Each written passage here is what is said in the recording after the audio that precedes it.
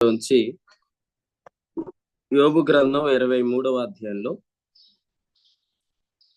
మనం చదువుకున్న వాక్యంలో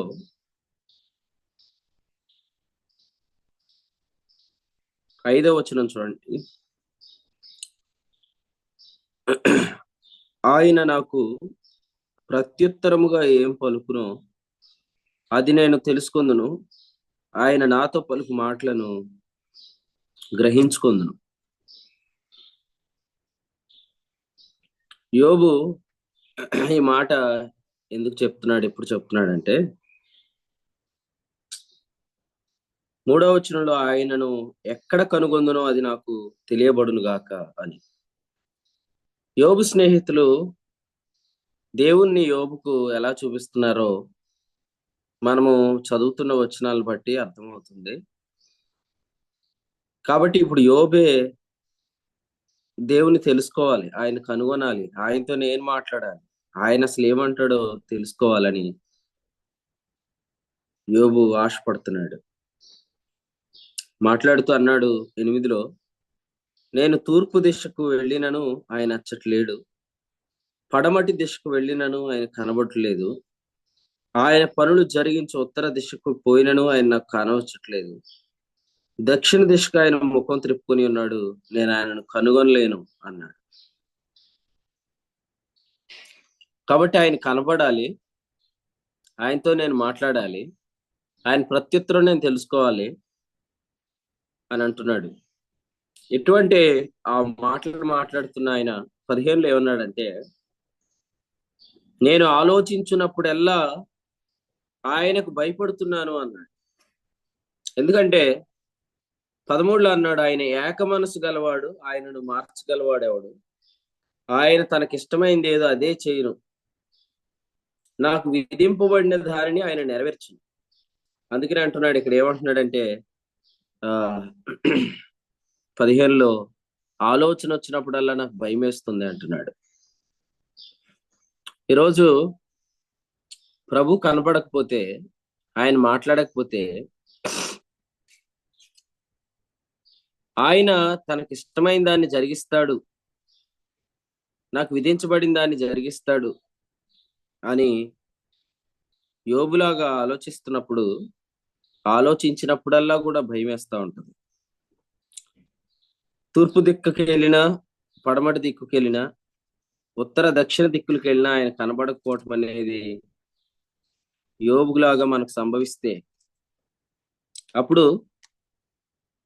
భయం మనల్ని ఆవరించుకుంటది అనేది మాత్రమే కాదు, కృంగిపోతాం, కలవరపడతాం అనే విషయాన్ని ఈ గ్రంథంలో మనం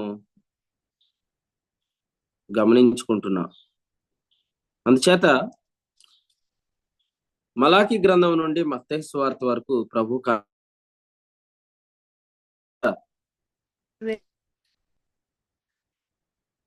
లూకాసు వార్తలో పలకబడిన ఒక వాక్యాన్ని మనం చూస్తే, లూకాసు వార్త 2వ అధ్యాయం, లూకాసు వార్త 2వ అధ్యాయంలో చూడండి. లూకాసు వార్త 2వ అధ్యాయం 9వ వచనం, ప్రభు దూత వారి యొద్దకు వచ్చి నిలిచెను, ప్రభు మహిమ వారి చుట్టూ ప్రకాశించినందున వారు బిక్కిలి భయపడి, అయితే ఆ దూత భయపడకుడి అన్నాడు. మొదటి అధ్యాయం కూడా చూడండి, 30వ వచనం, మరియా భయపడకుము. తర్వాత మొదటి అధ్యాయం 13 చూడండి, జకరియా భయపడకుము. ప్రభు యొక్క స్వరానికి దూరం అయిపోయిన తర్వాత, ఆయన ప్రత్యక్షతకు దూరం అయిపోయిన తర్వాత మనల్ని భయపెట్టేవాళ్ళు, ఇదే దేవుని వాక్యమని, ఇదే దేవుని వాక్య ప్రత్యక్షత అని మనల్ని భయపెట్టేవారు ఉంటారనమాట. ఈరోజు సుమారు 3 ఆ సమయానికి పిల్లలు ఏడుస్తున్నారని నేను లేచి ఫోను లైట్ ఆన్ చేయగానే అందులో ఒక మెసేజ్ కనిపించింది అనమాట. ఆ మెసేజ్ ఓపెన్ చేశాను అనమాట. ఆ మెసేజ్ మన విశ్వాసులో సహోదరి పంపించారు. సుమారు 1 గంట సమయానికి ఆ మెసేజ్ నాకు పంపించారు. ఆ మెసేజ్ లో యోబు గ్రంథం వారు చదువుతున్నప్పుడు గత 22వ అధ్యాయంలో, అంటే గత అధ్యాయంలో 22, 24లో నీ బంగారమును పారవేయము, నీ సువర్ణమును పారవేయము అనే వచనాన్ని పెట్టి మీకు ముందు నాకు వాక్యం చెప్పిన ఆయన, నన్ను నడిపించిన ఆయన, నా ఒంటి మీద ఉన్న బంగారం అంతా పడేయమన్నాడు బాబు. పడేస్తే ఆయన వచ్చి చేరుకుంటానన్నాడు. నాకు ఎంతో భయం వేసింది అని చెప్పారు అనమాట. అప్పుడు నేను కూడా పడుకుంటే మళ్ళీ నాకు ఒకటి గుర్తొచ్చింది అనమాట. మళ్ళీ నేనేం చేశానంటే, యోహాను సువార్త 10వ అధ్యాయంలోంచి ప్రభుకు మాట చెప్పాడు, నాకు ముందు వచ్చిన వాళ్ళందరూ దొంగలు, దోచుకుని వారు ఉన్నారు, గొర్రెలు వారి స్వరం వినలేదు అని వచ్చింది అనమాట. అది పెట్టాను. నేను ఇశ్రాయేల్ అన్నా రైటేనా? నరసరావుపేట నుంచి వచ్చింది అనమాట మెసేజ్. కాబట్టి ఆ చాలా మంది వాక్యాల్ని వాడేసుకుంటారనమాట. ఇక్కడ చూడండి, యోబు గ్రంథాన్ని మనం చదువుతున్నప్పుడు ప్రభు మనకు కనిపించకపోతే ఇదే దేవుని వాక్యం, ఇదే దేవుని సత్యం, ఇదే దేవుని స్వరమని వాళ్ళు తోచిందల్లా చెప్పి మనల్ని బెదరగొట్టేస్తారు. నేను మా ప్రియమైన సేవకుడు ఎర్రపోతవరం నుంచి ఆనందాన్ని ఫోన్ చేసి, అన్న ఇలా చేయొచ్చా అని అడిగాడు. అన్న అలా చేయకూడదు అని అనగానే ఓకే అన్నాను అన్నాడు. దేవుని స్వరం మనకు లేకపోతే చాలా సార్లు మనుషులు కల్పించిన పద్ధతుల్లోకి మన లాక్కుని వెళ్ళిపోతారు. అందుచేత ప్రభు స్వరం మనతో ఉండటానికి ఎల్లప్పుడూ మనం జాగ్రత్త పడాలి. భయాల్లో మనం చేసే ఏది కూడా సరైంది కాదు. ఎందుకంటే మీరు చూడండి, హెబ్రీయులకు రాసిన పత్రిక 2:14 ఏముంది? జీవితకాలం అంతయు మరణ భయము చేత దాస్యమునకు లోబడటాను ఉంది. అంటే ఇదంతా దేవుని భయంతో చేస్తుందా? కాదు కాదు కాదు. ఇదంతా కూడా మనము మరణ భయంతో చేస్తుంది అనమాట. మరణ భయంతో ఎవరైతే చేస్తున్నారో అవన్నీ కూడా దాస్యమునకు లోబడుతూ చేసేవన్నమాట. ఈ భయం మనలో పోవటానికి 2వ అధ్యాయం 14 ఏమన్నాడు? మరణము ద్వారా అపవాదిని నశింపజేశాడు. మరణ బలం గలవాణిని, అపవాది యొక్క ఆయుధాన్ని అనగా ధర్మశాస్త్రాన్ని యేసుక్రీస్తు ప్రభు తన శరీరం అందు కొట్టివేసి వాడిని నిరాయుధులుగా చేశాడు. కాబట్టి ఇప్పుడు మనకి క్రీస్తు యేసునందు ఉన్న వారికి రోమ 8:1 శిక్షావిధి లేదు. శిక్షావిధి అనే దానితో కలిగే భయం కూడా మనకి ఉండకూడదు. కొరింథీ 2వ పత్రిక 3:9 చెప్పాడు, శిక్షావిధి మీద ఒక పరిచర్య జరుగుతుంది అనమాట. అంటే ఇంకా విశ్వాసిని పాపి అని మనస్సాక్షి కలిగిస్తూ నీవు ఇంకా శిక్షకు పాత్రుడు అని చెప్తూ విశ్వాసి ధైర్యముగా విశ్వాసంతో మాట్లాడలేని వాడిగా, పిరికితనం గల వాడిగా చేసేసారు. కానీ ప్రతి విశ్వాసులు ఎవరున్నారు? అదే కొరింథీ 2వ పత్రిక 4వ అధ్యాయంలో 15లో చెప్పాడు, 14లో విశ్వాసంతో కూడిన ఆత్మ కలిగిన వాడు విశ్వాసి. అంటే విశ్వసించి పలకాల్సిన విశ్వాసి ఆ ధైర్యముతో, ఆ పిరికితనం లేని ఆత్మతో, ఆ కుమారుని దత్తపుత్రాత్మతో మాట్లాడాల్సినోడు భయపడిపోతున్నాడు. అంటే కారణం ministry of condemnation. Ministry of condemnation కూడా గ్లోరీ ఉంది.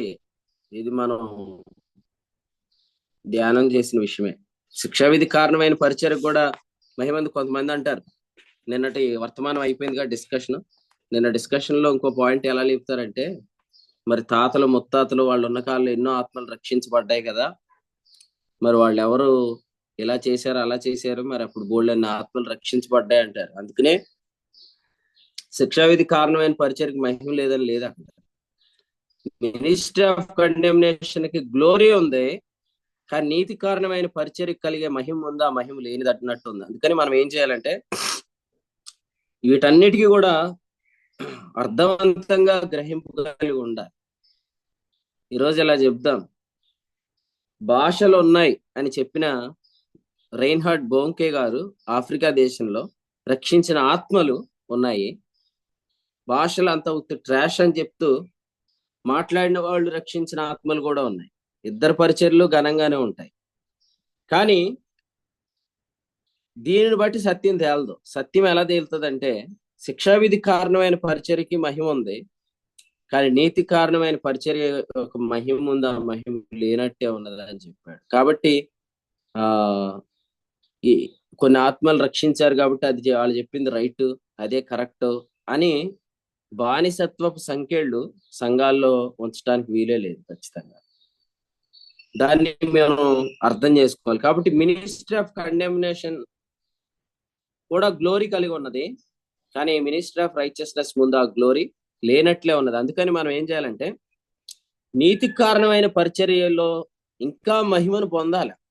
ఇప్పుడు దాకా పొందిన మహిమ కంటే ఇంకా మహిమ ఎక్కువ పొందాలి. అప్పుడు మనం మాట్లాడడానికి కూడా అవకాశం ఉంటుంది. ఒకవేళ ఇలా చెప్దాము, ఫర్ ఎగ్జాంపుల్ ఇప్పుడు ఏది సత్యం అనేది తెలుసుకోవటానికి కూర్చుంటే ముసలోళ్ళని తీసుకెళ్లాలా, యవనస్తులను తీసుకెళ్లాలా మాట్లాడడానికి? సరే, అలా కాదు, ఇలా మాట్లాడతాను. ఇదే కరెక్ట్ అని చెప్పడానికి వచ్చేవాళ్ళు ముసలోళ్ళని తీసుకొస్తారా, పడుచు వాళ్ళని తీసుకొస్తారా? మీరేమనుకుంటున్నారు? ఖచ్చితంగా ముసలోళ్ళనే తీసుకొస్తారు. కానీ మీరు యవనస్తులను తీసుకొని వెళ్ళాలి. ఎందుకంటే సత్యం అనేది సత్యమైనప్పుడు, సత్యం స్వతంత్రులుగా చేసినప్పుడు, మరి సత్యం అనేది ఎక్కువ యవనస్తుల్నే విడుదల కలిగించగలగాలి. ఎందుకంటే యేసుక్రీస్తు ప్రభు యోహాను సువార్త 8:32 చెప్పారు కదా, సత్యం స్వతంత్రులనుగా చేస్తుందని. ఇప్పుడు 21:18 ఏమన్నారు పేతురుతో? నీవు యవనుడివై ఉండినప్పుడు నీ అంతటి నీవే నీ నడుము కట్టుకొని నీకు ఇష్టమైన చోటుకి వెళ్ళుచుంటివి అన్నాడు. ఇప్పుడు ఎక్కువ మినిస్ట్రీస్ లో యవనస్తులు లేరు. యవనస్తులు ఎందుకు లేరంటే, యవనస్తులందరూ కూడా వారికి ఇష్టానుసారంగా బ్రతుకుతున్నారు. అయితే మనము యంగ్ ఎవాంజలిస్టుల్ని కలిగి ఉన్నాం, మాత్రమే కాదు యంగ్ సర్వెంట్స్ ఆఫ్ గాడ్ ని కలిగి ఉన్నాం. వాళ్ళందరినీ మనము మన ప్రక్కన ఉంచుకోవాలి. ఎందుకు ఉంచుకోవాలంటే, అపోస్తల కార్యాల గ్రంథం 3వ అధ్యాయంలో దేవాలయపు ద్వారం దగ్గర భిక్షం అడుక్కుంటున్న వాడిని వారు బాగు చేసిన తర్వాత, యేసుక్రీస్తు నామాన్ని మీరు బోధించకూడదని పెద్దవాళ్ళు, మరి అధికారులు బంట్రౌతులను పంపి వారిని మరి కొట్టి, లేకపోతే వారిని బెదిరించినప్పుడు అక్కడ ఏముందంటే, ఆ స్వస్థపడిన వాడు వారితో ఉండటం చూసి వాళ్ళు ఏం మాట్లాడలేకపోయారు. సేమ్ అలాగే ఈ దినాల్లో కూడా ఈ పరిచర్యల్లో యవనస్తుల్లో దేవుడు కలిగిస్తున్న కార్యాలను బట్టి ఈ మహిమ ఎంత గొప్పదో శిక్షావిధి కారణమైన పరిచర్య తెలుసుకుంటుంది, లేదా ఆ పరిచర్య చేసేవాళ్ళు తెలుసుకుంటారు. ఎందుకంటే ఆత్మలను రక్షించడం వేరు, రక్షించబడిన వారిని ఇంటిగా నిర్మించడం వేరు. ఎందుకంటే రక్షించబడిన వారిని ఇంటిగా నిర్మించే మినిస్ట్రీలో ఆత్మలు రక్షించబడతాయి. రక్షించబడిన వారు కూడా ఆ రక్షణ యొక్క స్వాస్థ్యాన్ని, హెబ్రీ 1:14, దేవుని దూతల పరిచర్యను మాత్రమే కాదు, విశ్వాసం యొక్క కొనసాగింపును, ప్రేమ యొక్క పొడుగు వెడల్పు లోతు ఎత్తును, ఆత్మఫలమైన ప్రేమను, వీటన్నిటిని ఫలిస్తూ మైని పొందుతారు. అందుకని మనం అందరం కూడా వీటికి ఏం బెదిరిపోవాల్సిన అవసరం లేదు. అన్నా మరి పెద్ద పెద్ద వాళ్ళందరూ అదే నమ్మారు కదా, తాతలందరూ అదే నమ్మారు కదా అంటే, తాతలు పెద్ద పెద్దోళ్ళు కాదు మనకు కావాల్సింది. So what does the scripture says? లేఖనం ఏమి చెప్తున్నది? లేఖనం ఏం చెప్తుంది? రోమా 4:3, హెబ్రీ 3:6. పరిశుద్ధాత్మ ఇట్లు చెప్తున్నాడు. ఆత్మ ఏం చెప్తున్నాడు? లేఖనం ఏం చెప్తుంది? మనకు అందరికంటే పెద్దోడు ఎవరంటే, నేను చెప్పాలంటే మన తాత కాదు, మన ముత్తాది కాదు, అపోస్తుడైన పౌలు. ఎందుకంటే అపోస్తుడైన పౌలు అన్యజనులకు అపోస్తుడు. గలతీ 2:9. అపోస్తుడైన పౌలు ఇలా చెప్పాడు. కొరింథీ 2వ పత్రిక 11వ అధ్యాయం 1-2 వచనాల్లో ఏం చెప్పాడంటే, సంఘము కొరకై నాకు అప్పగించబడిన కట్టడలను నేను మీకు అప్పగించి తిని అన్నాడు. పౌలు గారు ఏం అప్పగించాడు? కట్టడలు. ఫుట్ నోట్లో పారంపర్యాయములు అని ఉంది. వాటినే కొరింథీలకు రాసిన మొదటి పత్రిక 14వ అధ్యాయం ఆఖరి వచనంలో ప్రభు యొక్క ఆజ్ఞలు అని వ్రాయబడింది, 37వ వచనంలో. మళ్ళీ చెప్తున్నాను, శ్యామ్ నేను చెప్పిన పని చేయలేదు, అది ఆలస్యం చేస్తున్నాడు. అయితే ఈలోగా మీకు చెప్తాను. మీరు ఒక దీపవృక్షం తీసుకోండి, అంటే ఫోటో తీసుకోండి.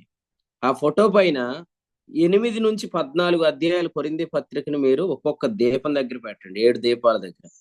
ఈ 7 దీపాల దగ్గర మీరు కొరింథీ మొదటి పత్రిక 8 నుంచి 14 పెడితే మధ్యలో ఏ అధ్యాయం వస్తుంది? 8, 9, 10, 11, 12, 13, 14 మీరు అరేంజ్ చేయండి, మీకు ఖచ్చితంగా మధ్యలో 11 అధ్యాయం. So first Corinthians 11th chapter. Thank you అన్న. ఈ కొరింథీయులకు రాసిన మొదటి పత్రిక 11వ అధ్యాయాన్ని పౌలు గారు కేంద్రంలో పెట్టాడు.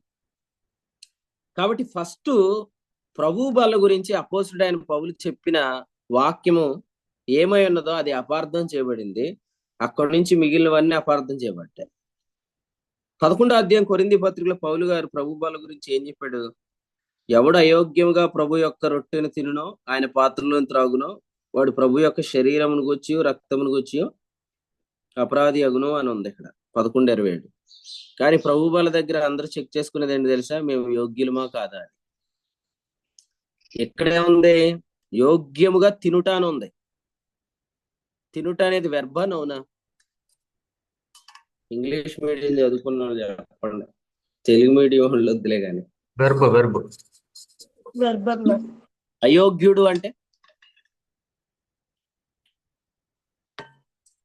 అంటే వెర్బా నౌనా? నౌను. తెలుగులో నామవాచకం అంటారు కదా. ఇక్కడ వెర్బ్ గురించి చెప్పాడా, నౌన్ గురించి చెప్పాడా? అయోగ్యుడు అన్నాడా, అయోగ్యముగా అన్నాడా? వెర్బ్ గురించి చెప్పాడు. అతడు చేసే విధానం గురించి చెప్పాడు. కానీ ప్రభు వాళ్ళ దగ్గర వ్యక్తులు చెక్ చేసుకుంటారు, నేను అయోగ్యుడినేమో అనుకుంటారు. ఏది ఎత్తుకొని? ప్రభు రక్తం ఎత్తుకొని. వాళ్ళు ప్రభు రక్తం మనల్ని ఏం చేసింది? దేవుని ఎదుట 7 మార్లు ప్రోక్షించిన పడిన ఆ రక్తం మనల్ని నిలబెట్టింది. లేవికాండం 16-14. అంటే ప్రభు పాత్ర ఏమో నువ్వు యోగ్యుడు అని చెప్తుంటుంటే, నేను ఈ వారం అంతా ఏం చేశాను, దాన్ని బట్టి నేను యోగ్యుడినా కాదా, అసలు వారం అంతా ఏం చేశాను అని ఆలోచించుకుంటే ప్రతి వారం ఏదో ఒకటి చేస్తూనే ఉంటారు. ఎందుకంటే అసలు నమ్మేదే అబద్ధమైనప్పుడు అది నిన్ను ఎలా విడిపిస్తుంది? నువ్వు సత్యం నమ్మితే వారం అంతా పరిశుద్ధంగా ఉండగలుగుతావు.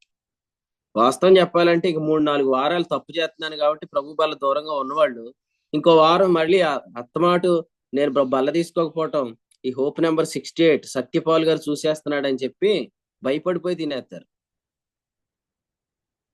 సత్యపాల్ అన్న అంతేనా? అంతే కదా. ప్రభు బల్ల ఎందుకు తినేస్తారు? నా పక్కన కుర్రోడు కూర్చున్నాడు, యవనస్తుడు, నన్ను గమనిస్తున్నాడు. ఏమని? ఏంటి మొన్న వారం తీసుకోలేదు, ఏదో తేడా కొట్టే ఉంటది. ఈ వారం కూడా తీసుకోలేదు, ఏదో తేడా చేసే ఉంటాడు అనుకున్నాడు కదా. స్త్రీలకి ఎడంగా లేడేమో, తప్పు చేశాడేమో అనుకుంటారని చెప్పి వాళ్ళ కోసం తినేస్తున్నారు. కానీ వాస్తవం చెప్పాలంటే ప్రతి వారం ఏదో తప్పు చేయరా జాను? ప్రతిపట్టి ఎంతముడు ఏదో తప్పు చేస్తారు కదా. ఎందుకు చేస్తారు? మనుషులు అన్నాక తప్పు చేస్తారని చెప్తున్నాను నేను కాదు. If you are believing wrong, you do wrong అనమాట. నమ్మే తప్పు అయినప్పుడు నువ్వు చేసే తప్పే. ఇక్కడ చెప్పింది అసలు అది కాదు. అసలు వాక్యం అర్థం కాలేని వాళ్ళు ఎప్పుడు తప్పు చేస్తూనే ఉంటారు. ఇప్పుడు నేను ఎలా అంటాను, తప్పులన్నీ చేసేసి విజ్ఞాపన కూడికలో ప్రార్థన చేసేసుకుంటే సరిపోద్దా? వారం అంతా తప్పు చేసామండి, శనివారం రాత్రి విజ్ఞాపన కూడికి వెళ్ళి అక్కడ కడిగేసుకొని పొద్దునే ప్రభుబాలు తీసేసుకోవచ్చా? అట్లానే చెప్తున్నారు బయట. అట్లనే చెప్తుర్రు అంతే, మరి అలాగే చెప్తున్నారు. అలా చేయొచ్చా? ఇంకొక ఆయన అన్నాడు, అంటే కొంచెం అభ్యంతర పడకండి, అందరూ పెద్దోళ్లే కాబట్టి చెప్తున్నారు. అసలు శనివారం రాత్రి భార్యతో కలవకుండా ప్రభుబాలు తీసుకోవాలని చెప్పాడు సంఘ పెద్ద. అంటే ఎందుకు వీళ్ళకి ఇవన్నీ వచ్చినాయి అంటే, మీరు చూడండి, ఇదంతా వీళ్ళు ఈ వాక్యాన్ని తప్పుగానే చెప్పేస్తున్నారు. అసలు ప్రభువు వల్లే సరిగ్గా లేదు. ప్రభు రొట్టె కూడికే సరిగ్గా లేనప్పుడు ఇక మిగిలిన ఏం అర్థమైతే? స్త్రీలు మాట్లాడొచ్చా, భాషలో వరం ఉందా, ఇవన్నీ పౌలు చెప్పిన అర్థం కాదు. ఎందుకంటే మధ్యలో స్తంభం, మధ్యలో దీపం, ముఖ్యమైన దీపం ప్రభు వల్లే. అదే అర్థం కానప్పుడు అపోస్తుల కార్యాలు 20-7 ఉంది, ఆదివారమున మేము రొట్టె విరుచుటకు కూడినప్పుడు అని ఉంది. ఆదివారమున మేము రొట్టె విరుచుటకు కూడినప్పుడు మేడగదిలో అనేక దీపాలు ఉన్నాయి అన్నాడు. ముఖ్యంగా 7 దీపాలు అనుకోండి. 7 దీపాలు ఏంటి? 8వ అధ్యాయం, 9వ అధ్యాయం, 10వ అధ్యాయం, 11వ అధ్యాయం, 12వ అధ్యాయం, 13వ అధ్యాయం, 14వ అధ్యాయం. ఇందులో మెయిన్ చాప్టర్ ఏది? Main chapter 11th చాప్టరే. మీరు చూడండి, ఆ అధ్యాయంలో ఒక యవనస్తుడు చచ్చిపోయాడా లేదా? చచ్చిపోయిన యవనస్తుడు రొట్టె విరిచే కూడుకులు ఏమయ్యాడు? బ్రతికాడు. కానీ 11వ అధ్యాయంలో ఏమవుతుంది? చాలా మంది యవ్వన వయసులో తమ టైంకి ముందే చచ్చిపోతున్నారు. అసలు ప్రభువు వల్ల కరెక్ట్ గా ఆచరిస్తే వ్యక్తులు బ్రతకాలి. బ్రతకడానికి ఇచ్చిన బల్ల ఇది.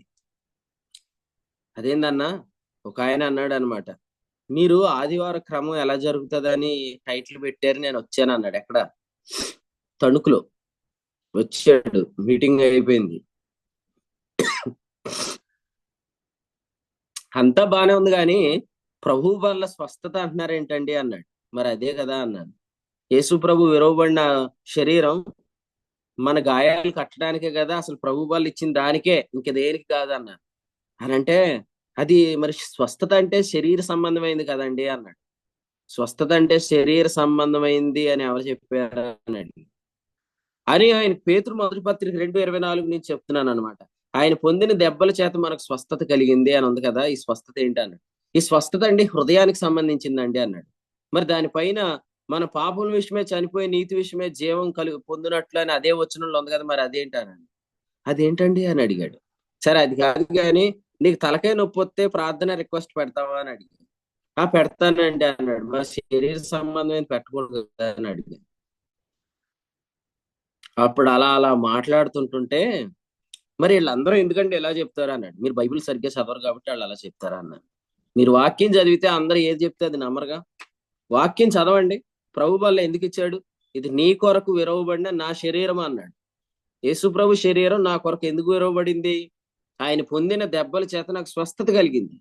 మరి స్వస్థత ఒకవేళ ఇలా అనుకుందాం, ప్రభు రొట్టె నిజంగా స్వస్థత కొరకే ఇస్తే మరి ప్రభు పాత్ర ఎందుకు ఇచ్చాడు? ఎందుకంటే నువ్వు నీతిమంతుడు అని నమ్మకుండా అవన్నీ నీకు అనుగ్రహించబడవు. మొదట నా నీతిని వెతకండి, అప్పుడు అవన్నీ అనుగ్రహించబడతాయి. ప్రభు పాత్ర ఎత్తుకొని, ప్రభు ఈ రక్తం వల్ల నేను నీతిమంతునిగా తీర్చబడ్డాను, రోమా 5:9. అది నమ్మి ప్రభు శరీరం తినాల.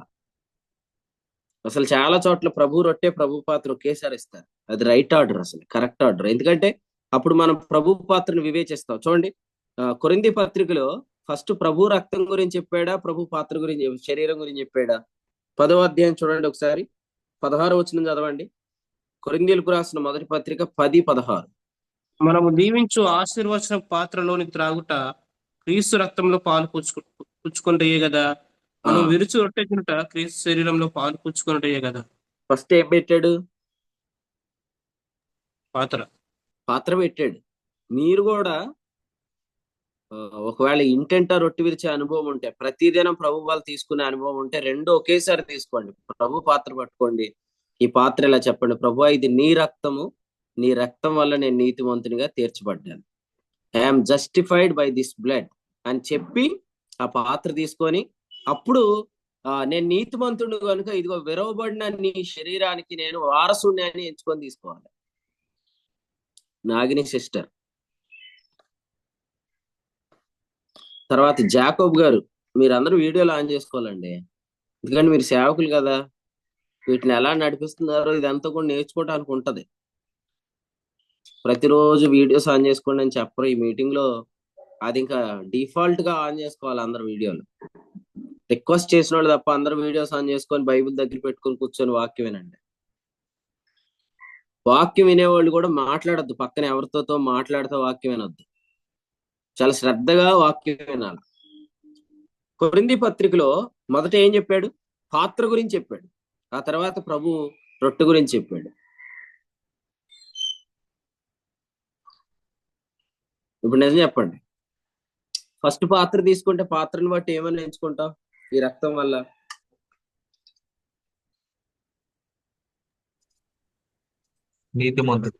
ఎంచుకుంటాం. ఎంచుకొని అప్పుడు ప్రభు శరీరం తింటాం. మనకు కొన్నిసార్లు ఏమైందంటే ప్రభు శరీరం వస్తుంది తినేసేసి, అది వెళ్ళిపోయిన తర్వాత ప్రభు పాత్ర వస్తుంది తాగేసేసి మళ్ళీ నిద్రపోయే వాళ్ళు కూడా ఉంటారు కొంతమంది సంఘాల్లో. మనకంటే అర్థమవుతుంది కాబట్టి ముందు అది వచ్చినా ఇది వచ్చినా అదే వివేచించి తింటున్నాం, దేవునికి స్తోత్రం.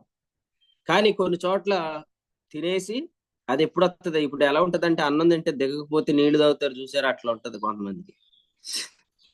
సో ఈ విషయాలన్నీ ఫస్ట్ సంఘాల్లో ఖండించుకొని అప్పుడు స్త్రీలు మాట్లాడొచ్చా, భాషల వరం ఉందా, ఇవన్నీ తేల్చుకుంటే తేలిపోతాయి. ఎందుకంటే అసలైందే తేలట్లేదు ఈడ, ప్రభు వల్లే తేలట్లేదు. కానీ చాలా కాలం క్రితం అంటే సుమారు ఒక 2018 నుంచి మా స్థానిక సంఘంలో దేవుని సేవకులు డానియల్ గారు ఉన్నప్పటి నుంచే ప్రభు బల్ల ఇలా తీసుకోవడం స్టార్ట్ చేస్తాం. ఇంకో విషయం చెప్తాను. ఈ వాక్యం ఎప్పుడైతే బయలుపరచబడిందో ప్రభు బల్ల దగ్గర దేవుని సేవకులు డానియల్ గారు మాట్లాడటం మానేశారు కంప్లీట్ గా. ఎందుకంటే మేము చెప్తున్నప్పుడు అక్కడ వేరే చెప్తున్నాం, మీరు చెప్పేది కరెక్ట్ కాబట్టి మీరే చెప్పండి అని వారు అవకాశం ఇచ్చారు. ఆ తర్వాత నుంచి కూడా ఒక వారం అనుకోకుండా ఆయనకు అవకాశం వచ్చినప్పుడు కూడా వారు చాలా హృదయపూర్వకంగా విరువబడిన రొట్టె మన గాయమును కట్టడానికి అని చెప్పి ఆయన దాన్ని చెప్పి ముగించారు.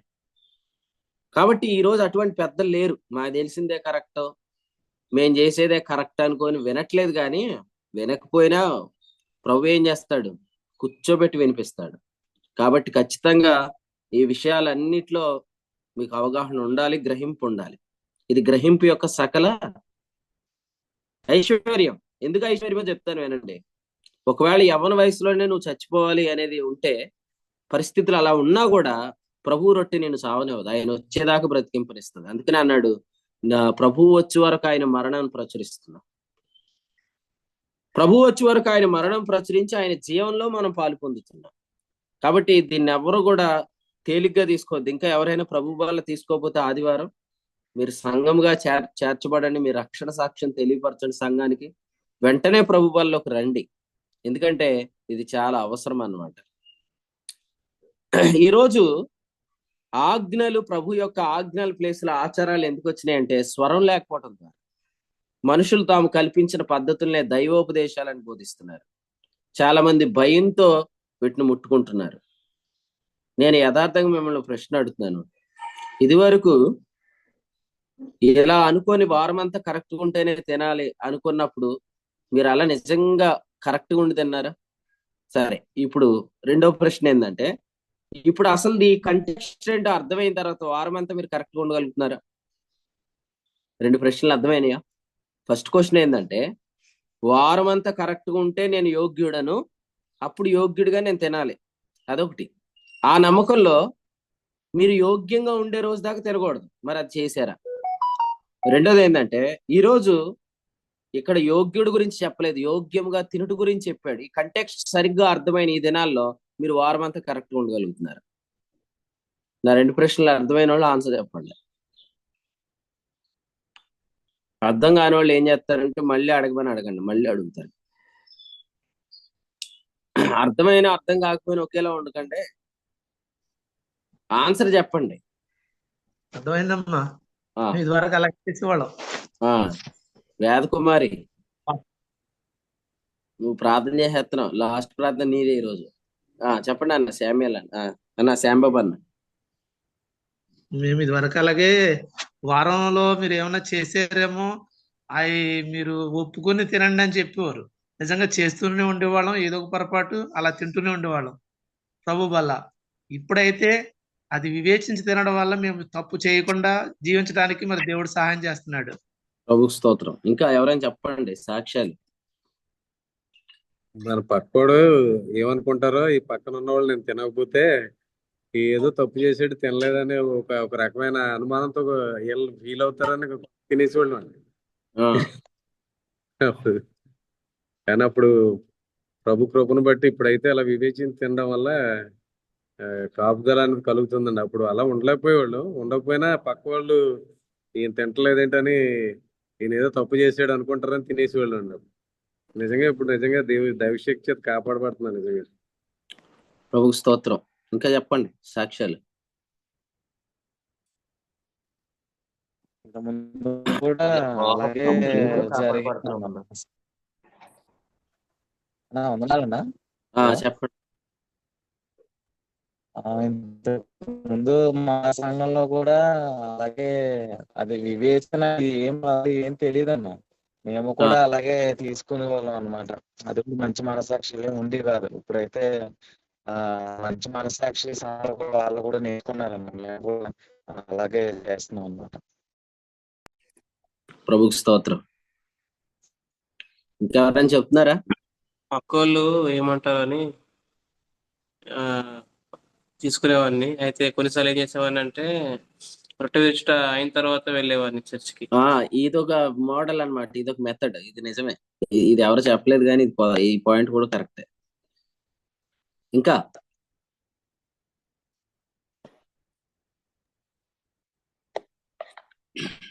అందరూ ఎంచుకుని అట్టి బడిలో చదివారులే అండి, తప్పేం లేదు.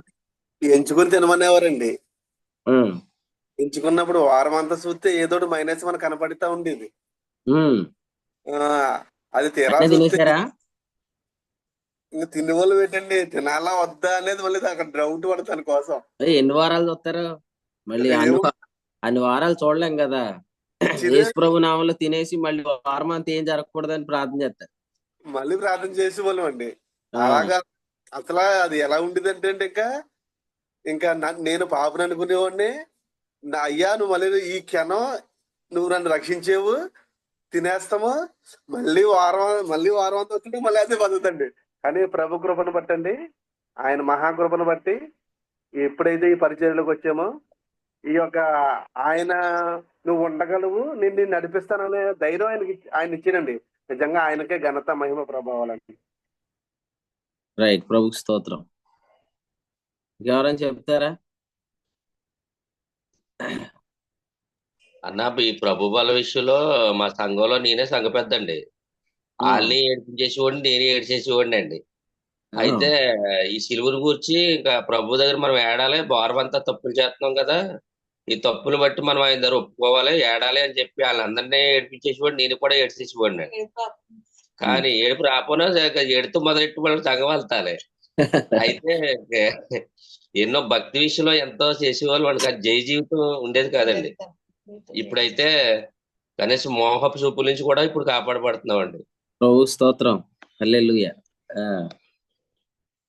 నిజంగా ప్రభు వల్లనే చాలా మంది ఎలా తినేస్తున్నారంటే అప్పటికప్పుడే సంసోన్ లాగా ఒక్కసారి కానీ అంటారు అంతే, మళ్ళీ వారంలో ఎన్నో సార్లు పడిపోయి మళ్ళీ ఒక్కసారి క్షమించి ప్రభు అని తినేస్తున్నారు.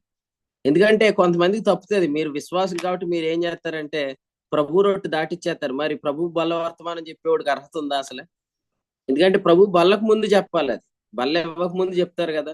వాళ్ళు చెప్పేసి వాళ్ళకి ఇంకా రొట్టె అందించడం కూడా వాళ్ళదే కాబట్టి వాళ్ళు తప్పదు, వాళ్ళే అందించేసి వాళ్ళు హెచ్చరికలు కూడా చేయడం తప్పదు కాబట్టి వాళ్ళు హెచ్చరిక ఏం చేస్తారు, మిమ్మల్ని మీరు పరీక్షించుకోండి అంటారు. ఒకసారి అది కూడా చదువుదాం. కొరింథీ మొదటి పత్రిక 11వ అధ్యాయం, ఒకసారి ఈ వచనం చదవండి ఎవరైనా. వచనం 28 చదవండి. కాబట్టి ప్రతి మనుష్యుడు అన్నాడంటే 5 చదవాల, 27 చదవండి. కాబట్టి ఎవడు అయోగ్యముగా ఒకసారి 26 కూడా చదవండి. మళ్ళీ ఇక్కడ కాబట్టి అన్నాడు, మీరు ఈ రొట్టెను తిని ఈ పాత్రలోని త్రాగునప్పుడల్లా ప్రభు వచ్చే వరకు ఆయన మరణం ప్రచురిస్తే మనం ఏం ప్రచురిస్తున్నాం తెలుసా? మన మరణం ప్రచురిస్తున్నాం. ఎందుకంటే ఆయనతో పాటు మనం చచ్చిపోయాం. ఏ విషయంలో? పాపం విషయంలో చచ్చిపోయాం. ఇప్పుడు చెప్తున్నాడు ఏమని చూడండి, 28.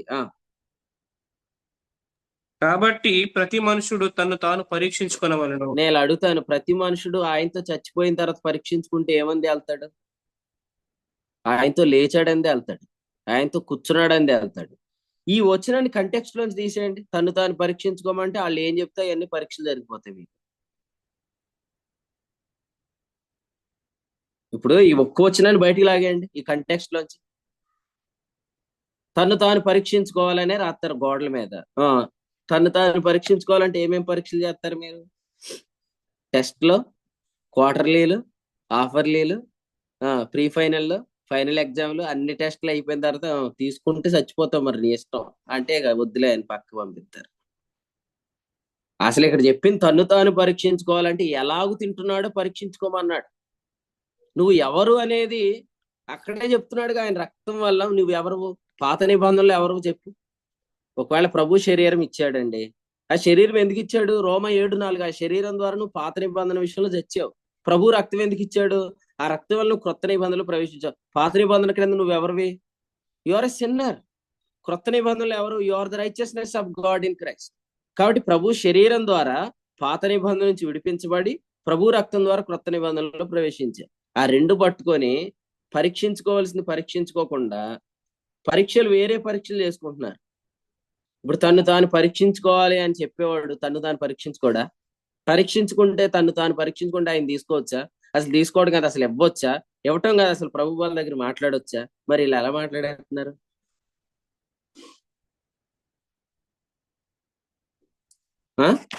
ఏం జానని నువ్వే చెప్పాలా, ఎందుకంటే ఇద్దరు సంఘ పెద్దలు ముద్దులు మేనల్లుడు నువ్వు. తప్పదు వాళ్ళకే ప్రభు వాళ్ళ దగ్గర, మరి వాళ్ళు తప్ప ఇంకెవరు మాట్లాడతారు? మళ్ళీ పోనీ మనం కరెక్ట్గా ఉండకపోయినా ఆడవాళ్ళు కరెక్ట్ గా ఉంటారు మనకంటే. పోనీ వాళ్ళకి ఇద్దామంటే అమ్మో స్త్రీల సంఘంలో మౌనంగా ఉండాలి, ఇక మనమే చేసేయాలన్నీ.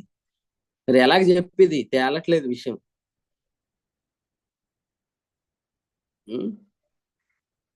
కాబట్టి ప్రభుకు స్తోత్రం చెల్లిద్దాం. వీటన్నిటి నుంచి ప్రభు మనల్ని బయటికి తీసుకొచ్చాడు. ఇంకా ఎవరైనా ఈ వర్తమానాలు కొత్తగా వింటున్న వారికి కూడా విడుదల యేసు ప్రభు నామములో కలుగును గాక.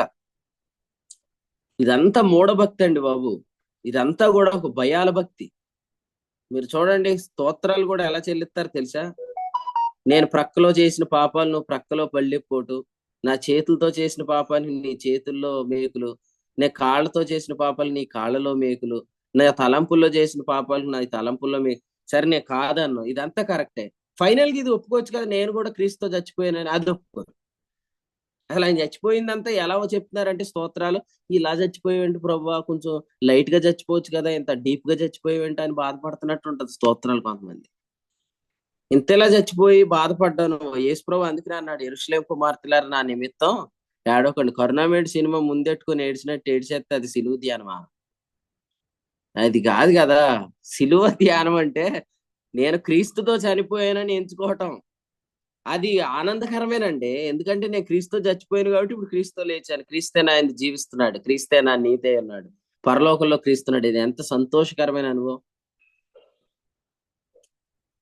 ఆడెవడో మహాత్మా గాంధీ చచ్చిపోయాడని బాపు అని ఏడ్చేస్తున్నాడు బొమ్మ మీద పడి, వెనకాల వాళ్ళు అందరూ నవ్వేస్తున్నారు అనమాట. ఎందుకంటే నిజంగా గాంధీజీ చచ్చిపోయాడని నిజంగా ఏడుపు వచ్చేస్తా ఊరికే.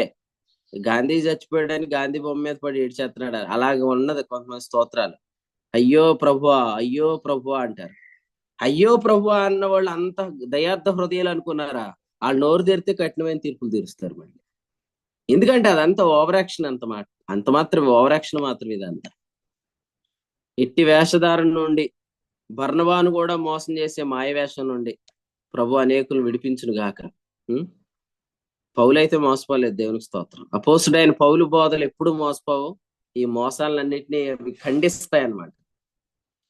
ఇప్పుడు చెప్పండి, మన తాతలు మన ముత్తాతలు ఈ బోధలు చేసేసి ఇప్పుడు పరదేశంలో ఉండే వాళ్ళు ఈ రోజు ఉదయకాలం వాక్యం వింటే వాళ్ళు ఏమనుకుంటున్నారు?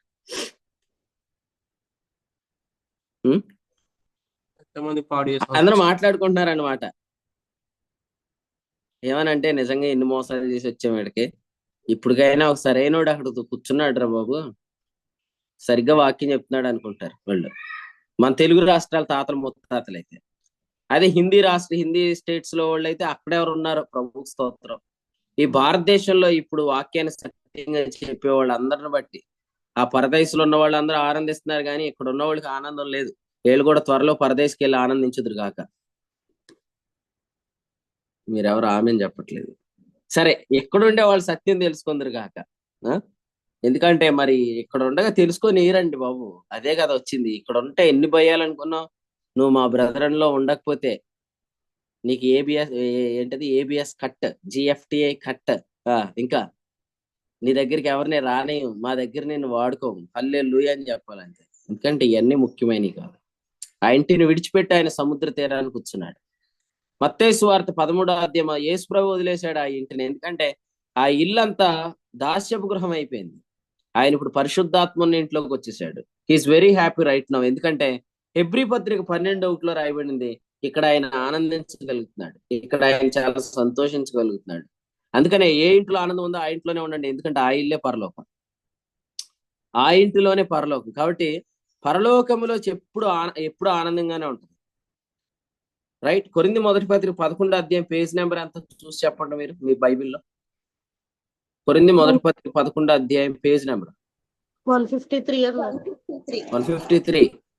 153 అంటే ఏంటి? అన్ని విషయాల్లో అత్యధికమైన విజయం అన్నమాట. కాబట్టి తెలుగు బైబిల్ గలవారు ధన్యులు, ఎందుకంటే ఇంగ్లీష్ లో 153 రాదు. తెలుగు బైబిల్ గలవారు ధన్యులు, వారు తెలుగును బాగా తెలుసుకుందరు గాక. ఎందుకంటే తెలుగు మీడియం వీక్ అయిన వాళ్ళు అందరూ ఎవడు అయోగ్యముగా అనే దగ్గర ఎవడు అయోగ్యుడే అని చదివేసుకుంటున్నారు. ఎవడు అయోగ్యముగా అని వారు చదువుకుందరు గాక. ప్రమోద్ ఏమైనా అర్థమవుతుందా అన్న? అంత కొత్తగా ఉందన్న ఈ కాలేజ్, న్యూ అడ్మిషన్ అన్నా, నన్ను ర్యాగింగ్ చేయకండి అన్న అంటావా? నీకు అన్ని అర్థమవుతాయి యేసు ప్రభు నామంలో. నువ్వు కూడా త్వరగానే సత్యాన్ని గ్రహించి అనేక మందికి విడుదల ఇచ్చదు గాక. ఆమె వినండి ప్రియులారా, యోబు ఏ దిక్కుకెళ్ళినా ప్రభు దొరకట్లేదు. యోబు స్నేహితులు అతనికి భయాన్ని, లేకపోతే యోబు కూడా తనకు భయాన్ని కలిగించుకుంటున్నాడు. కానీ మన జీవితాలు ఎప్పుడు ఆయన స్వరం ఉండేటట్టు ఉంటే మనల్ని ఎవరు ఏది పెట్టి బెదిరించలేరు, భయపెట్టలేరు. భయాలు బెదిరింపుల్లో మనం చేసేవన్నీ రాంగ్ థింగ్స్. దాని నుండే నేను వచ్చాను. ఇప్పుడు నేను ఎక్కడి నుంచి చెప్తున్నాను ఇదంతా? భయంతో, తప్పుడు భయంతో మనం చేసేవన్నీ తప్పుడు పనులే. మొట్టమొదటి బైబిల్లో ఆరాధన అనే మాట ఎక్కడుంది? ఆదికాండం 22లో ఉంది. ఆదికాండం 22లో అబ్రహాము దేవునికి మ్రొక్కాడు కదండి. మ్రొక్కి అనే మాట ఉంది. ఈ మ్రొక్కుట అనే దగ్గర 12వ వచనంలో ఏమని చూడండి. ఆదికాండం 22వ అధ్యాయం 12.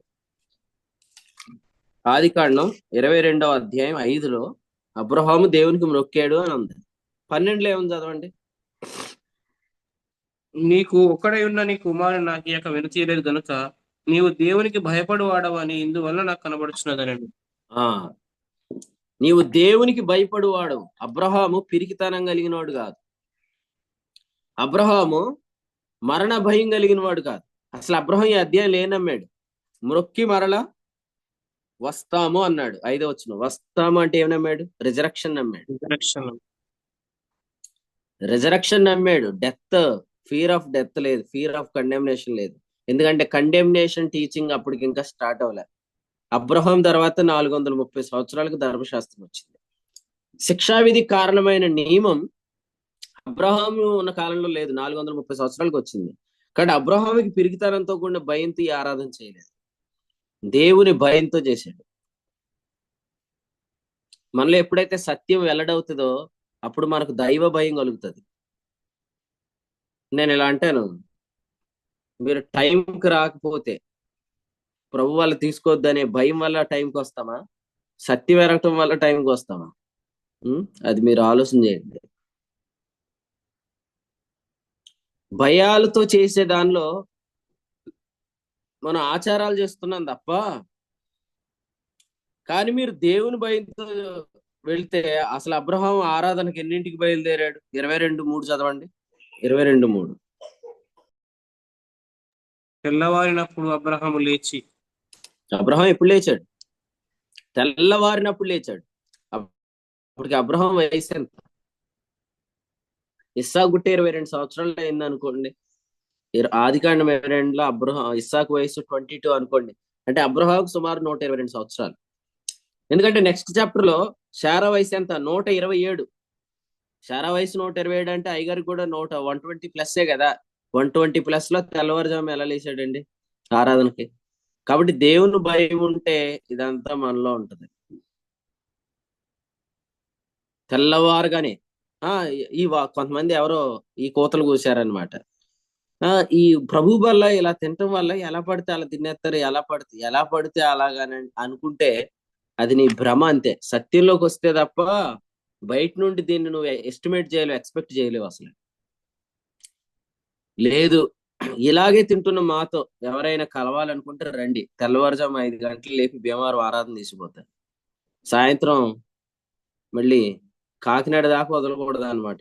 తెగ తిప్పేయాలన్నమాట. అప్పుడు తెలుస్తుంది వివేచించి తిని త్రాగితే మనలో బద్ధకమే ఉండదు, సోమరితనం, నిర్లక్ష్యం, అలక్ష్యం ఉండదని అర్థమవుతుంది.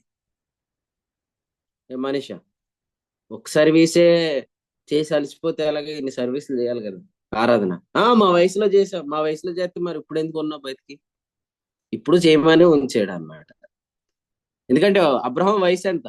వయసును చూపించుకొని తప్పించుకోవద్దు. అబ్రహాం వయసు ఎంత? శ్యాము, నీ హోప్ నెంబర్ ఎంత? 10 అండి. నీ హోప్ నెంబర్ 10 కాదు, 105 ఉంది, అది చెక్ చేసుకో ఫస్ట్ నువ్వు. కాబట్టి వినండి, 122 సంవత్సరాలు అనుకోండి, లేదా 120+, అప్పుడు ఆయన తెల్లవారుజాము లేచి వెళ్తున్నాడు. కాబట్టి అన్న ప్రభు బల్ల నేను ఇలా తింటే నేను బద్ధకస్తుడిని అయిపోతానేమో, నేను దేవుని సన్నిధిని నేను చాలా తక్కువగా ఎంచుతానేమో. తక్కువగా ఎంచు, చాలా ఎక్కువగా ఎంచుతాను. ఎందుకంటే పాత నిబంధన బలుల క్రింద ఏ ఒప్పుకోలు ఉందో, క్రొత్త నిబంధన బలుల క్రింద కూడా అదే ఒప్పుకోలు ఉంటే, పాత నిబంధన బలుల్లో పరిశుద్ధ స్థలం ఏది? హస్తకృతమైన పరిశుద్ధ స్థలం. క్రొత్త నిబంధనలో పరిశుద్ధ స్థలం ఏది? అత్యున్నతమైన సింహాసనం, దేవుని కుడిపార్శ్వం, ఉన్నత లోకం. అంత ఉన్నతంగా మనం ప్రభు వాళ్ళని, ప్రభు సన్నిధిని ఎంచుతాం. కాబట్టి ఏ భయాలు మిమ్మల్ని ఆవరించకుండును గాక, ఏ మనుషుల పద్ధతులు, కట్టడలు, కల్పనలు మీ చుట్టూ ఉండకుండాను గాక. ఇప్పుడు స్వరం ఉండేటట్టు చూసుకోండి.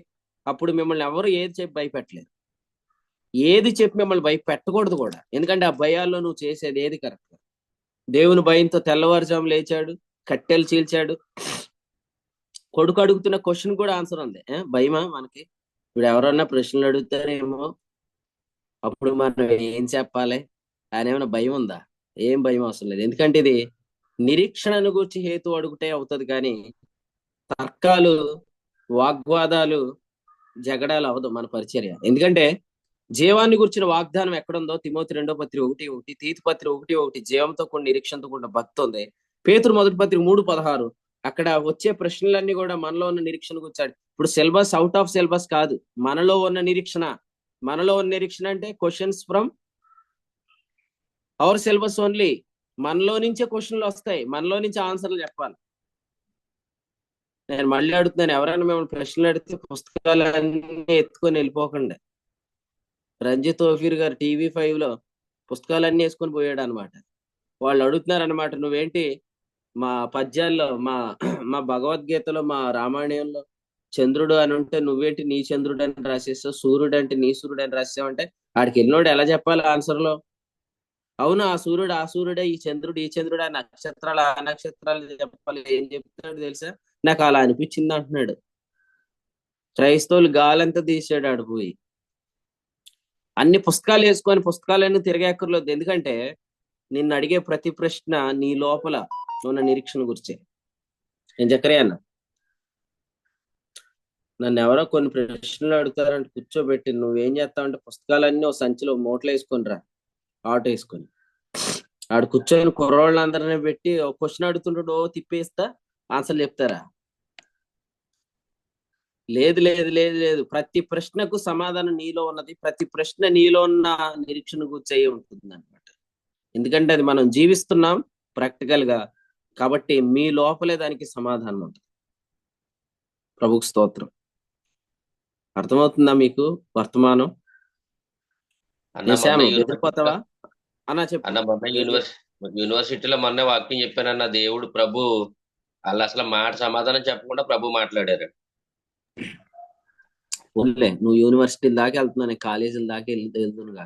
ప్రభు స్తోత్రం.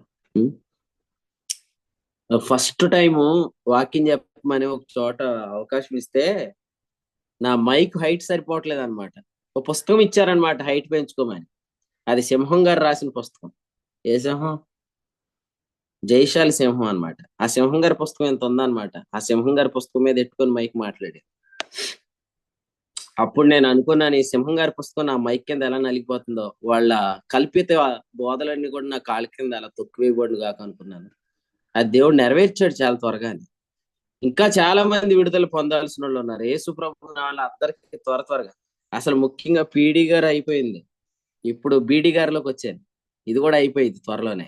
ఇంకా చాలా మందికి విడుదల వస్తుంది యేసు ప్రభు నామంలో. ఎందుకంటే వీళ్ళందరూ కూడా మనుషులు బెదరగొట్టేస్తున్నారు అనమాట. అసలు ముఖ్యంగా ఆరాధన అనే కూడికితో బెదరగొట్టేసే వాళ్ళు చాలా మంది ఉన్నారు. కానీ దాని విషయంలో ఎంతో గొప్ప స్వాతంత్రం ఉంది. కాబట్టి పుస్తకాలు అన్ని దగ్గర పెట్టుకోవద్దు. వ్యాఖ్యానాలు, ఇంగ్లీష్ ట్రాన్స్లేషన్స్, హెబ్రూ, గ్రీకు ఏం అవసరం లేదండి. You are enough. నువ్వు చాలు. ప్రతి క్వశ్చన్ నీలో ఉన్న నిరీక్షణ గురించిందే, ప్రతి సమాధానం నీలో ఉన్న జీవాన్ని గురించిందే. సో వాళ్ళు నీలో ఉన్న నిరీక్షణ గురించి హేతు అడుగుతారు, నువ్వు నీలో ఉన్న జీవం గురించి వాళ్ళకి సమాధానం చెప్పాలి. అందుచేత ఇంకెలా బిల్లీ గ్రహం గారిని ఒక ఆయన ఇలా అడిగాడంట, నిజం చెప్పు బిల్లీ గ్రహం గారు, నిజంగా దేవుడు ఉన్నాడంటే ఆయన అన్నాడంట, ఇంతకు ముందే మేము ఇద్దరం మాట్లాడుకున్నాం అన్నాడంట. అట్లా ఉండాలి. ఈ ఉదయం ప్రభు నాతో ఏం చెప్పాడు, ఏం చెప్పాడు, ప్రతిరోజు ఆయనతో మాట్లాడిన అనుభవం మనకుంటే మనల్ని హేతు అడిగినోడికి ఈజీగా ఆన్సర్ చెప్పొచ్చు. లేదంటే ఒక సంవత్సరం అయిపోతే ఈ సంవత్సరం లోపు మన గురించి దేవుడు వాళ్ళతో మాట్లాడినట్టు వాళ్ళు బిల్డప్ కొడతారు.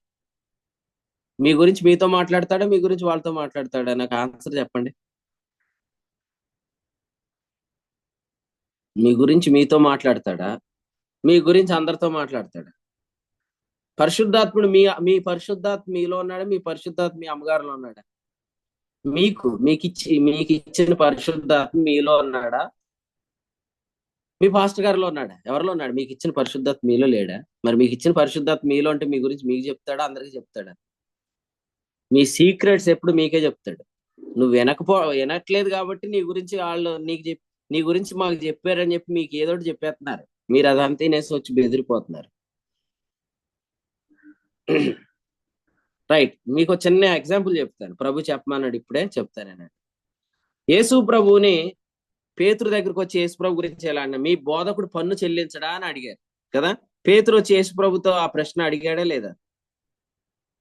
పేతురు యేసు ప్రభు దగ్గర యేసు ప్రభు అన్నాడు, నువ్వు వెళ్ళు గాలం వేసి చేపను పట్టు, అందులో నీకోటి నాకోటి అర్షకెళ్ళి నీకు అర్షకెళ్ళి నాకు. అంటే అసలు పేతురు ఇంకా చెప్పకముందు ప్రభుకి ఎలా తెలుసు? అంటే మన గురించి ఎవరైనా ఏదైనా అనుకుంటున్నప్పుడు అది వాళ్ళు మనతో మాట్లాడక ముందే అసలు మన గురించి ప్రభు మనకు ముందే చెప్తాడు. నేను లాజరస్ అన్న, అంతేనా కదా? నీ గురించి నాకు దేవుడు ఎలా చెప్తున్నాడు అని అన్నాను అనుకో, నాకు ఆ దేవుడు ఆల్రెడీ ముందు చెప్పాడు అన్నాను అనాలన్నమాట. అది నిజమైతే. అది అబద్ధం అనుకో, లేదు దేవుడు అలా చెప్పట్లేదు నా గురించి అని చెప్పాలి. అంతేగాని ప్రతిదానికి భయపడిపోకూడదు. ఎందుకంటే తూర్పు దిక్కుకెళ్ళినా, ఉత్తర దిక్కుకెళ్ళినా, పడమర దిక్కుకెళ్ళినా, దక్షిణ దిక్కుకెళ్ళినా యోబు కనపట్లేదు, మనకు కనపట్లేదు ప్రభు. ఆమోస్ 8:11 సముద్రపు ఇద్దరు నుండి అద్దరికి ఎటు తిరిగినా వాక్యం రావట్లేదు. వాళ్ళు ఏది చెప్తే ఆ పద్ధతుల్లో ఉంటారు. మనం ఉందామా? ఇలా చేయండి, ఇక్కడ పెట్టండి, ఇలా అడుగుతాను. ఇక్కడే అది పెట్టాలి, అక్కడే అది పెట్టాలా అని అన్నారనుకో, మీరు పెడతారా? ఇక్కడ చెట్టు తీసేయండి, మెట్లు కొట్టేయండి, సిలిండర్ ఎక్కడ కాదు ఈ మూలన ఎట్టండి అని అంటే ఆ విధిలోకి మీరు ఇప్పుడు భయపడతారా, లోపడతారా? ఇప్పుడు ఉన్నాయి ఆ భయాలు మీలో. The love caste out all fears, పరిపూర్ణ ప్రేమ భయాలన్నిటిని వెళ్ళగొట్టింది. యోహాను 1 4:18. ఆ పరిపూర్ణ ప్రేమ ఏంటంటే, పరలోకములో క్రీస్తు ఎట్టువాడై ఉన్నాడో ఈ లోకంలో మనం అట్టివారమై ఉన్నాం. ఈ మినిస్ట్రీ ద్వారా మనకి ఈ భయాలన్నీ పోయినాయా లేదా? కృపానిధికి ఇంకా ఉన్నట్టు ఉన్నాయి. అయితే ఫస్ట్ పాడేడు మాత్రం ఏమని, నిర్మలమైన యథార్థమైన శ్రేష్టమైన సహా. వాళ్ళ డాడీ అదే పాడి వెళ్ళిపోయాడు. మరి ఆ పాట ఉంచాడు లేదు యూట్యూబ్ లో ఒకసారి చూడండి. అదే పాడాడు, అసలు శ్రేష్టమైన సహవాసం. మా దేవి సిస్టర్ గారు హైదరాబాద్ నుంచి సాక్ష్యం చెప్తూ, ఈ వార్డులో నుంచి ఎప్పుడు వెళ్ళమంటే వెనకాల ఏదో కౌంటర్ వేసాడు, ఈ వార్డులో నుంచి ముందు వెళ్ళిపోయాడు. కాబట్టి నువ్వు పాడావు మరి. నిజంగా నిర్మలమైన సహవాసమేనా? మరి ఎందుకు స్టార్టింగ్ లో అంత గట్టిగా నిర్మలమైన అనేది అంత గట్టిగా ఊదేవు? నిజంగా ఇది నిర్మలమైన సహవాసమే. మన ప్రతి అక్కర ఇక్కడ తీర్చబడుతుంది. ఏం రావంత ఖచ్చితంగా నీకు ఈ సహవాసంలో పెళ్లి అయిపోయింది చూడు. దేవునికి స్తోత్రం. ప్రతి లోటు తీర్చబడుతుంది, ప్రతి అక్కర తీర్చబడుతుంది. నేనే చెప్తున్నాడు రేవంత్ అన్న, వచ్చింది సంబంధం, వెళ్తున్నాను అన్నాడు. ప్రభు స్తోత్రం. ఖచ్చితంగా దేవుడు మీ ప్రతి అక్కర తీరుస్తాడు. దేనికి భయపడకండి, మీ భవిష్యత్తు గురించి కూడా భయపడకండి. ఎందుకంటే ఆయన మనతో మాట్లాడకుండా మన గురించి ఎవరెవరితో మాట్లాడితే వాళ్ళు వచ్చి మనతో దేవుడిని గురించి ఎలా అంటున్నాడు అలా అంటున్నాడు అంటే బెదిరిపోవాలి. కానీ మనల్ని కూర్చోబెట్టుకొని మన మధ్యలో ఆయన గ్రంథం విప్పుతున్నాడు. కాబట్టి ధైర్యంగా ప్రతి విషయాన్ని మీరు తెలుసుకొని ధైర్యంతో అన్ని పనులు చేయండి. ఏది చేసినా భయంతో కాదు. ప్రభు వల్ల ముట్టుకుంటే చచ్చిపోతానేమోనని భయం వేస్తుందన్న అంటే ఆయన చంపేసేవాడా? ఆయన పేరు పునరుద్ధానం, జీవం. ఆయన బ్రతికించేవాడు. కాబట్టి మీరు దేనికి భయపడద్దు. ఎందుకంటే పాత నిబంధన పేరేంటి? ఆ కొండను తాకితే రాళ్లతో కొడతారు. క్రొత్త నిబంధన పేరేంటి? మీరు చేతులు ఉంచితే రోగులు స్వస్థపడతారు. ఆడ ముట్టుకుంటే చస్తాం, ఇక్కడ ముట్టుకుంటే బాగు చేయబడతాం. మీరు నమ్మకం లేదు కాబట్టి చెప్పాల్సి వస్తుంది కానీ అన్న ప్రభు పాత్ర కరుచుకొని తాగుతున్నాడు అన్న నేను ఎలా తాగాలంటారు. అసలు వాస్తవంగా ఇవన్నీ వద్దు ఈ డిస్కషన్ వాస్తవంగా, ఎందుకంటే ఎవరి పాత్ర వాళ్ళే తాగండి కానీ ఇప్పుడు ఇంకోటి కూడా చెప్తాను వినండి. పాత నిబంధనలో ముట్టుకుంటే చేస్తాం, క్రొత్త నిబంధనలు యేసు ప్రభు ఉమ్మితో కూడా సూచక్రియ చేశాడు, మీరు అభ్యంతర పడకండి. అంటే మనం ప్రతిదాన్ని ఎక్కడున్నాము అనే దాన్ని వివేచనతో ఇక్కడ ఆలోచన చేయాలి. ఆడ ముట్టుకుంటే రోగాలు, ఇక్కడ ముట్టుకుంటే స్వస్థత, అక్కడ మీద పడితే రోగాలు, ఇక్కడ మీద పడితే ఆరోగ్యం. సో మనం ఇప్పుడు సీనాయి కొండ మీద లేము, సియోన్ కొండ మీద ఉన్నాం కాబట్టి ముట్టుకుంటే చచ్చిపోతాం, పట్టుకుంటే చచ్చిపోతాం అనే విధులకు భయపడొద్దు. ఇప్పుడు ముట్టుకుంటే మేలు జరుగుతుంది, మీరు చేతులు ఉంచండి రోగులు స్వస్థపడతారు అన్నాడు. కాబట్టి ధైర్యముగా మనము ఆత్మకార్యాలు జరిగిద్దాం. ప్రభు ఆత్మీయ ఉదయకాలం ఆత్మకార్యాలు చేయడానికి పిరికితనం లేని ఆత్మతో, దాస్యపాత్మ కాదు భయపడటానికి దత్తపుత్ర ఆత్మతో మనల్ని అందరిని ముందుకు నడిపించును గాక. ఇక్కడున్న వారందరి మీద పిరికితనం అనే ఆత్మ యేసు ప్రభు నాలో వెళ్ళిపోను గాక. పరిశుద్ధ ఆత్మ, కుమారుని ఆత్మ, స్వాతంత్రం ఇచ్చు ఆత్మ, విడుదలనిచ్చు ఆత్మ, జ్ఞానమై ఉన్న ఆత్మ, బలమైన ఆత్మ ప్రతి ఒక్కరిలో బలంగా ఈ దినం నుండి పనిచేయను గాక. ఆమేన్.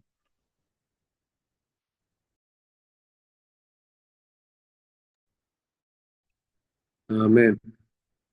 యోబు గ్రంథము 23 అధ్యాయం నుంచి ప్రభు తన దాసును వాడుకుని అందించిన ధైర్యం కలిగించే వర్తమానాన్ని బట్టి ప్రభువును స్తుతిస్తున్నాం. యోబుకు లేనటువంటి ఆదరణ, నెమ్మది, యోబు స్నేహితులతో కలిసి మాట్లాడుతున్న ప్రత్యుత్తరం ఇచ్చే సమయంలో ఆయన దేవుడు నాకు కనపడితే, దేవుడు నాకు ప్రత్యుత్తరం ఇవ్వకపోతే దేవుడితో నేను వ్యాజ్యం ఆడాలని ఆయన ఎన్నో విషయాల్లో ఈ యొక్క అధ్యాయంలో మాట్లాడుతూ యోబుకి అయితే భయపడుతున్నట్టుగా మనం చూస్తున్నాం. అయితే ఈరోజు కొత్త నిబంధనలు ఉన్నటువంటి మనం భయపడవలసినటువంటి అవసరం లేదన్న విషయాన్ని ప్రభు సేవకుల ద్వారా స్పష్టంగా మాట్లాడారు. దాన్ని బట్టి ప్రభుత్వం స్తుతిస్తూ శ్రేష్టమైనటువంటి వర్తమానం అందించిన సేవకులు కూడా పూర్వపక్షం వందనాలు తెలియజేస్తున్నాం. ఇప్పటివరకు నిలిచి వాక్యమైన ప్రియులు కూడా వందనాలు తెలియజేస్తున్నాం.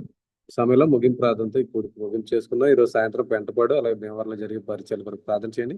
ముగింపు ప్రార్థన తమ్ముడు ప్రతిపాడు జాన్ గారు చేస్తారు. కూడికి ముగింపు చేస్తాము. తమ్ముడు వందనాలు. ప్రార్థన చేసుకున్నారు. జీవాధిపతి కనికరం కలిగిన మా ప్రియ పరలోక తండ్రి, మీ శ్రేష్టమైన అత్యున్నతమైన మీ మహిమ ఘనత ప్రభావం చెల్లిస్తున్న ప్రభావ, ఈ ఉదయకాలం యోబు గ్రంథం 23 అధ్యాయం నుంచి మీరు మాట్లాడిన ప్రతి సంగతిని బట్టి మీకు కృతజ్ఞతాస్తుతులు స్తోత్రాలు చెల్లిస్తున్నారు తండ్రి. యోబు గారు ఆయన నేను కనుగొని ఎడల ఎంత మేలనేటటువంటి విషయాన్ని ప్రభా మేము చూస్తున్నాం తండ్రి. మీరు లేఖనాల్లో నుంచి మీ దాసుల ద్వారా మీరు మాతో మాట్లాడారు ప్రభా. మేము సత్యమును ప్రభా మేము విశ్వసించినప్పుడు సత్యముందు ప్రభా, మేము నమ్మిక ఉంచినప్పుడు సత్యమును బట్టి మా యొక్క ప్రవర్తన ఉంటుంది అనేటటువంటి విషయాన్ని మీరు మాతో స్పష్టంగా మాట్లాడారు. అందరూ కృతజ్ఞతాస్తుతులు స్తోత్రాలు చెల్లిస్తున్నాం. సత్యము మమ్మలను స్వతంత్రులుగా చేస్తుంది అనేటటువంటి విషయాన్ని కూడా మీరు మాతో మాట్లాడారు తండ్రి. మేము సత్యమును బట్టి మేము ప్రవర్తించినప్పుడు మాలో సత్యం వలన కలిగేటటువంటి ఫలం యథార్థమైనటువంటి జీవితం, యథార్థమైనటువంటి ఆరాధన, ఆ యొక్క సత్యమును బట్టి మేము వాగ్దానాలను స్వతంత్రించుకుంటాం అనేటటువంటి విషయాన్ని కూడా మీరు మాతో మాట్లాడిన విధానం బట్టి మీకు కృతజ్ఞతాస్తుతులు స్తోత్రాలు చెల్లిస్తున్నాం ప్రభువా.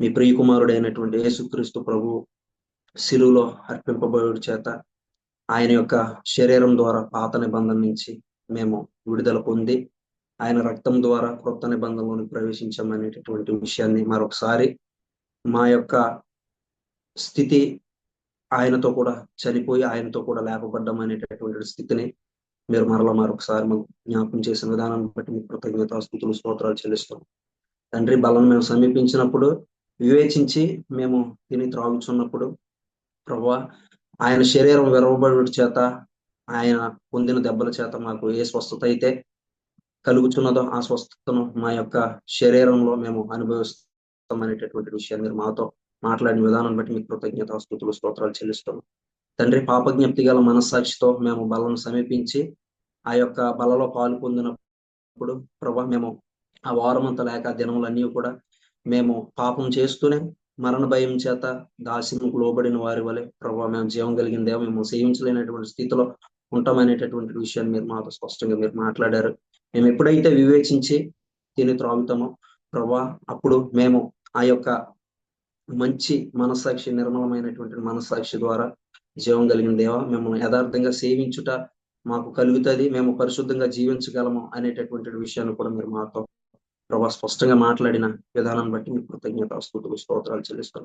ఎటుకు ప్రభా మేము మాలో నివసిస్తున్నటువంటి ప్రభా సత్యస్వరూపి అయిన మీ యొక్క కుమారుడు అయినటువంటి యేసుక్రీస్తు యొక్క ఆత్మ ప్రభా మాకు ధైర్యం ఇచ్చేటటువంటి ఆత్మ, మేము పిరుగుతున్న ఆత్మను మేము పొందుకోలేదు కానీ ఆదరణకర్త అయినటువంటి మాకు ప్రతి దినము మా నీతిని గూర్చి ఒప్పింపజేసి మాకు క్రీస్తునందు కలిగినటువంటి స్థితిని మాకు జ్ఞాపకం చేసి మేము మా జీవితము ఎవరిలో ఉందో ఆయనను గూర్చి సాక్ష్యం ఇస్తాడనేటటువంటి విషయాన్ని కూడా మీరు మాతో మాట్లాడిన విధానం బట్టి మీకు కృతజ్ఞత స్తుతులు స్తోత్రాలు చెల్లిస్తున్నాను. ఎందుకంటే మాలో నివసిస్తున్న పరిశుద్ధాత్మ మా జీవితం గురించే మాకు సాక్ష్యం ఇస్తాడు అనేటటువంటి విషయాన్ని మీరు మాకు స్పష్టంగా మాట్లాడారు. తండ్రి, ఇట్టి ధైర్యం కలిగిన మీ యొక్క పరిశుద్ధాత్మను మీరు మాలో ఉంచారు. అందుని బట్టి మీకు కృతజ్ఞత స్తుతులు స్తోత్రాలు చెల్లిస్తున్నాం. ఆయన మాకు చేయబడినటువంటి వాగ్దానాలని మాకు జ్ఞాపకం చేస్తూ జీవితం కూర్చున్నటువంటి నిరీక్షణ, జీవం కలిగిన మేము సేవించేటటువంటి ప్రభా ధైర్యమును మాకు మా జీవితాల్లో ప్రభా మీ యొక్క మర్త్య దేహాల్లో మేము నివసిస్తున్నంత కాలము మీ ఆత్మ ద్వారా మేము ధైర్యం కలిగి ఆ యొక్క ఆత్మ ద్వారా క్రీస్తులు ఉన్న వాటిని సమస్తమును మేము వినుచు మిమ్మల్ని సేవించేటటువంటి ప్రభా నిరీక్షణ మీరు మాకు కలుగు చేస్తున్న విధానానికే మరొకసారి కృతజ్ఞతాస్తుతులు స్తోత్రాలు చెల్లిస్తున్నాం. ప్రభా మా మనస్సాక్షుల్ని కడిగేటటువంటి ఈ యొక్క పరిచర్యకు ఎంత మాత్రం మేము దూరంగా ఉండకుండా సహాయం అనుగ్రహించండి. ప్రభా మిమ్మల్ని హత్తుకొని మిమ్మల్ని గూర్చి మేము వినుటకు మీరు మాకు సహాయం అనుగ్రహించండి. ఎందుకంటే మా జీవం క్రీస్తులో ఉన్నది కనుక క్రీస్తుని గూర్చినటువంటి సంగతులు మేము వినుటకు సమీపించడానికి మీరు సహాయం అనుగ్రహించమని, ఈ యొక్క ప్రభా జీవమును ఈ యొక్క స్వాస్థ్యం మేము నిర్లక్ష్యం చేయకుండా ప్రభా మా జీవితాల్లో మేము ఏది కోల్పోకుండా సమస్తమును ఆయనలో నివసించున్నదే సర్వసంపూర్ణత క్రీస్తునందున్నదే, క్రీస్తునందున్న సర్వసంపూర్ణతను మా జీవితాల్లో మేము సమృద్ధిగా ప్రభా మేము అనుభవించడానికే ప్రభా మీరు సహాయం అనుగ్రహించారు. ప్రతి దినము కూడా మా హృదయాలు తృప్తిపరచబడడానికి మీరు సహాయం అనుగ్రహించి మహిమ పొందండి. ఎందుకంటే మాకు కావలసిన సమస్తమును క్రీస్తునందే ఉన్నవి, క్రీస్తులోనే మా సర్వసంపూర్ణత ఉంది. మేము విశ్వసిస్తున్నాం, మేము నోటితో ఒప్పుకొనిచున్నాం. సర్వసంపూర్ణత మాకు కలుగును గాక, మేము నింపబడుదుము గాక అని మరొకసారి మీ కృతజ్ఞతలు చెల్లిస్తూ, మీ దాసుని ద్వారా మాట్లాడిన ప్రతి సంగతిని బట్టి మీ కృతజ్ఞతలు చెల్లిస్తూ వినిన మా హృదయాలను మీరు ఇంకా తృప్తిపరిచి ఈ దినమంతా మాకు అనుగ్రహింపబడినటువంటి లేఖనం బట్టి, మాకు అనుగ్రహింపబడిన వర్తమానం బట్టి మేము ధైర్యం కలిగి దేవా మిమ్మల్ని సేవించే భాగ్యం అనుగ్రహించిన మా ప్రభువును రక్షకుడైన యేసుక్రీస్తు అతి శ్రేష్టమైన నామమున స్తుతించి ప్రార్థించి అడిగి వేడుకుంటున్నాం ప్రియమైన పరలోక తండ్రి. ఆమేన్. ఆమేన్. ముగింపు ప్రార్థన చేసిన తమ్ముడు ప్రతిపాటి జాన్ గారికి, కొడుకులోని ప్రియులందరికీ వందనాలండి. ఒకరికొకరు వందనాలు తెలియజేసుకుని ఈ కొడుకు ముగింపు చేసుకుందాం. అందరికీ వందనాలు. అందరికీ వందనాలు. అందరికీ వందనాలు.